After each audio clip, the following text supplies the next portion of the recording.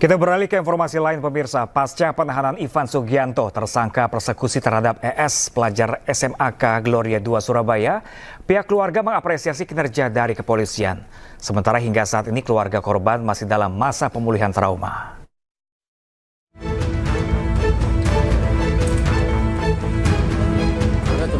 Pasca penahanan Ivan Sugianto, tersangka kasus perundungan terhadap ES, pelajar SMAK Gloria II Surabaya, pihak keluarga korban melalui kuasa hukumnya memberikan apresiasi terhadap kepolisian yang telah memberikan asistensi dalam penanganan kasus persekusi terhadap anak. Begitu pula dengan aktivis HAM dan perlindungan anak serta berbagai pihak yang telah mengawal kasus premanisme ini yang diharapkan terus mengawal hingga vonis di pengadilan. Pasca penahanan, pihak keluarga berharap polisi bekerja secara serius dalam menangani kasus perundungan dan aksi premanisme terhadap anak di bawah umur ini. Terkait dengan kondisi korban dan keluarga korban, dapat saya sampaikan bahwa pada saat ini masih dalam tahap pemulihan. Kita juga berdiskusi dan berkomunikasi dengan psikiatri dan psikolog, karena jujur saja kejadian yang menimpa mereka di tanggal 21 Oktober 2024 meninggalkan trauma yang mendalam.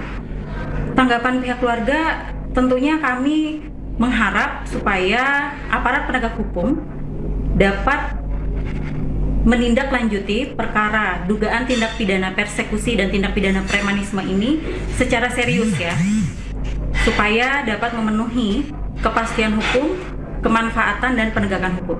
Ya, ini minta maaf. Minta maaf dan minta maaf. Sujud. Sujud dan sujud. Sudah enggak apa-apa dan sujud. Sujud dan enggak apa-apa. Sudah yuk biar selesai. Biarin Pak, biarin. Ini siapa? Ini siapa? Sudah ikut mereka yang dia orang tua. Enggak usah. Biaran dan. Kesalahannya kan memang komplek dari temannya, Pak.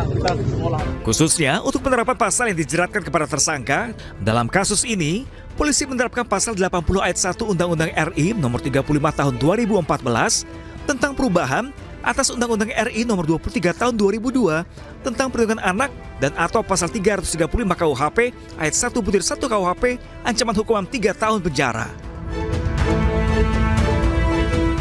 Dengan ancaman hukuman di bawah 5 tahun, nantinya akan ada potensi jika tersangka tidak ditahan. Melalui kuasa hukumnya, pihak keluarga korban berharap agar pasal yang dikenakan lebih didalami. Mengingat juga terjadi aksi premanisme terhadap anak di bawah umur dalam kasus ini. Dari Surabaya, Jawa Timur, Hari Tambayo, iNews melaporkan.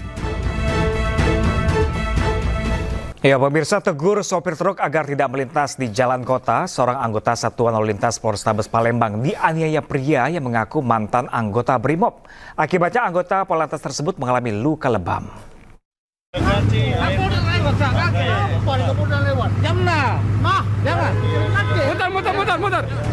Keributan terjadi antara anggota polisi Satuan Lalu Lintas Polrestabes Palembang dengan seorang pria di Jalan Residen Haji Najamuddin, Kecamatan Sako, Palembang, Sumatera Selatan.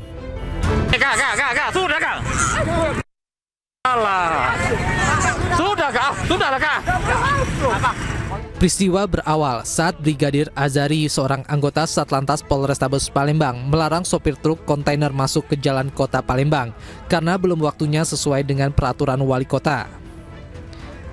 Diduga tidak senang, pria yang mengawal sopir truk itu kemudian adu mulut dengan polisi dan mengaku sebagai mantan anggota Brimob. Tak lama cekcok mulut, pria itu kemudian memukul polisi hingga mengalami luka lebam. Saya perwali untuk waktunya belum diperbolehkan masuk. Kemudian anggota kami menghimbau kepada yang bersangkutan untuk tidak memperbolehkan kendaraan truk masuk sebelum pada waktunya. Namun yang bersangkutan tidak menerima, kemudian melakukan pemukulan terhadap anggota kami sehingga terjadi percekcokan seperti itu. Kini pelaku telah ditangkap Satreskrim Polrestabes Palembang. Usai diperiksa, ternyata pelaku bukan mantan anggota Brimob. Diduga akibat arus pendek listrik, salah satu gudang tenan produk perawatan tubuh di Galaxy Mall Surabaya, Jawa Timur terbakar. Pengunjung pun panik dan berhamburan keluar mall.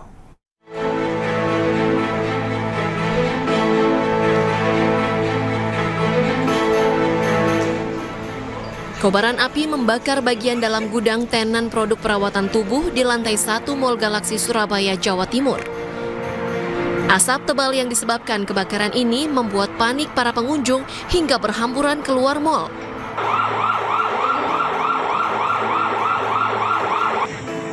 Api berhasil dipadamkan petugas keamanan mal menggunakan alat pemadam api ringan atau APAR. Petugas pemadam kebakaran langsung memeriksa lokasi gudang yang terbakar dan melakukan penyedotan asap. Kegiatan tiba-tiba konslet, terus apinya kan dilihat panelnya, terus akhirnya dinaikin lagi, terus ada percikan api di daerah gudang. Oh, itu yang terbakar gudangnya? Tumpukan apa itu? Ada kardus, sampah, gitu. Itu konter apa? Apa? Konter apa itu? Konter body shop. Usai dilakukan pemeriksaan dan penyedotan asap, petugas keamanan pun kembali membuka pintu mal setelah dinyatakan aman.